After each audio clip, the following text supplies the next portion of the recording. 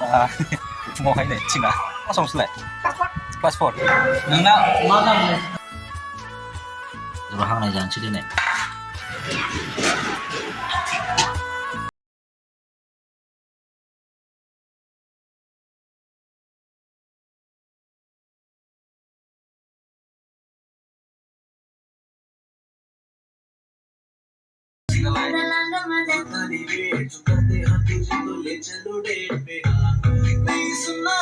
जेसपारखौ स्कुलाव दोनफैदों नै जेसपार नाव दं स्कुलाव दोनफैदों स्कुलाव सान्दुंजोंनो नुलालै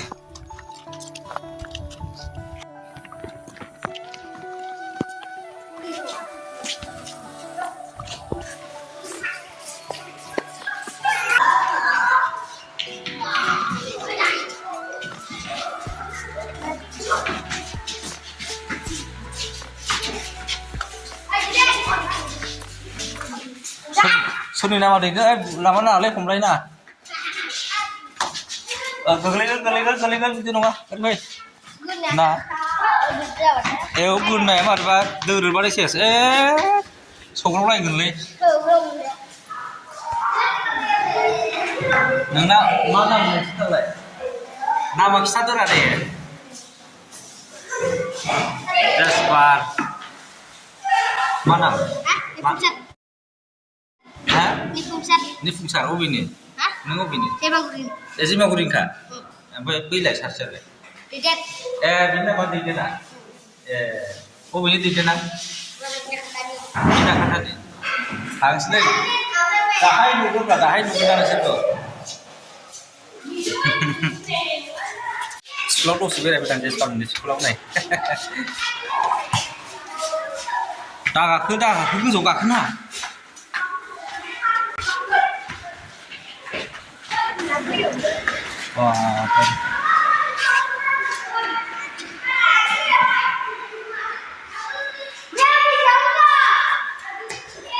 दाखार गोजौआव गाखोनानै जाबावो नामा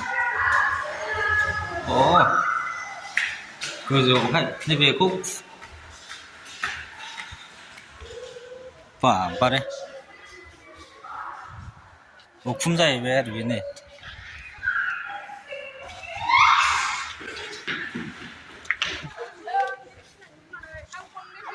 उखुम मुदायाव फैदोंलै नै उखुम मुदायाव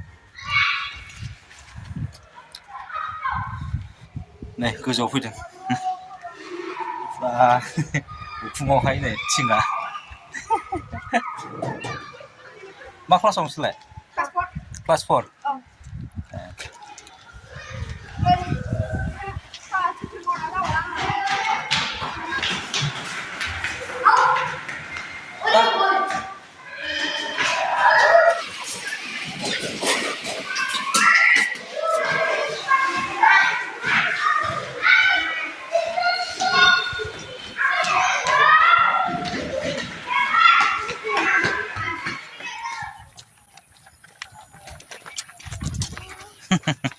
नोंना गन्थङा हामबाय गन्थङा गगा मोनदों स्कुलाव दोनना फैदों दासो नै जेसपारखौ स्कुलाव दोनना फैखांबाय ओमफ्राय गामियावनो अमाबो सिथारदोंमोन नालाय ओमफ्राय अमा लाबोबाय हांनानै जानो ओमफ्राय बिबुबो लायनांगौनो बिबु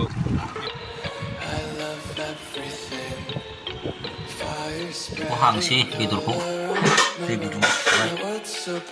बेदराव हांनाय जानोसै दिनै बिजोंथ' एवसै बेजों एवनोसै बिथि गैयाना बावनो दङमोन सुबाय आं गबाय स्कुला खय जाया बुगलाखसो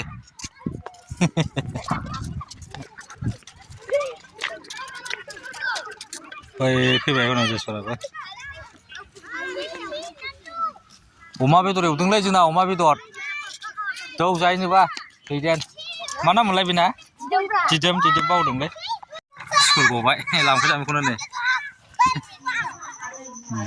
अमा बिबु मोदोम एवनाय खुमब्रा ना पुदिना बाथोन अमा होननाय फालुआ गोसा गाव होबाय मोनाम जानो बाबाय फालु गोसा होबाय एसे नामा गिजि गोसा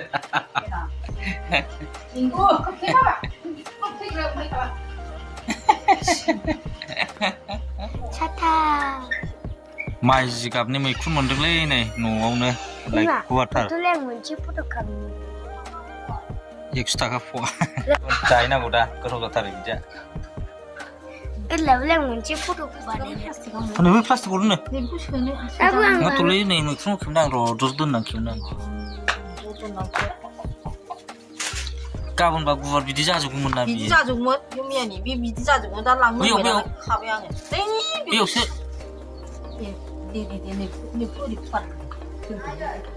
मैखुन लांफानोसै मैखुना एवबायलै दहाय लाबोनाय मैखुना ओंखाम गुदुं गुदुंलै ओंख्रि गैया दिनैहाय आलु बाथोन